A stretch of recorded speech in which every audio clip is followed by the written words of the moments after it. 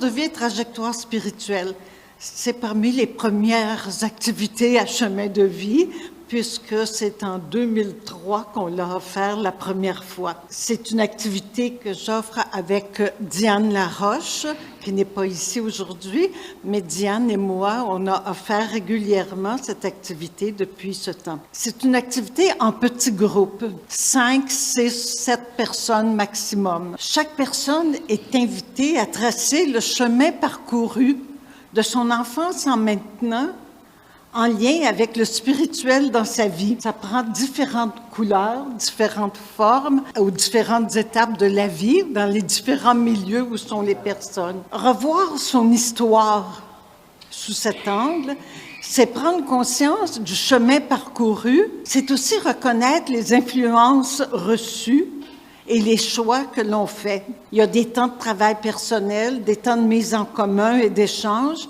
permettant d'approfondir et de réfléchir, parfois de jeter un regard nouveau sur nos expériences passées, sur le chemin parcouru et où sommes-nous rendus maintenant. Le groupe devient ressource.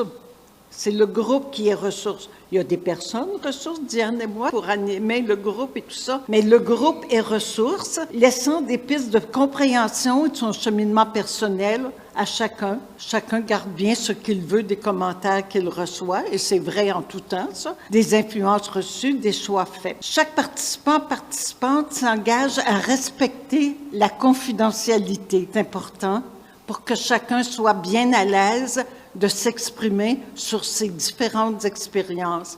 Alors, chacun s'engage à respecter la confidentialité en regard des récits des autres. Ensemble, dans le fond, on fait une marche dans nos sentiers de vie, une démarche sur le chemin de nos vies et sur le spirituel qui l'anime. Cette activité-là se fait en 2 jours consécutifs. C'est pas un 3 heures suivi d'un 3 heures. C'est 2 jours intensifs de 9h30 à 4h l'après-midi. On apporte notre lunch, on dîne ensemble.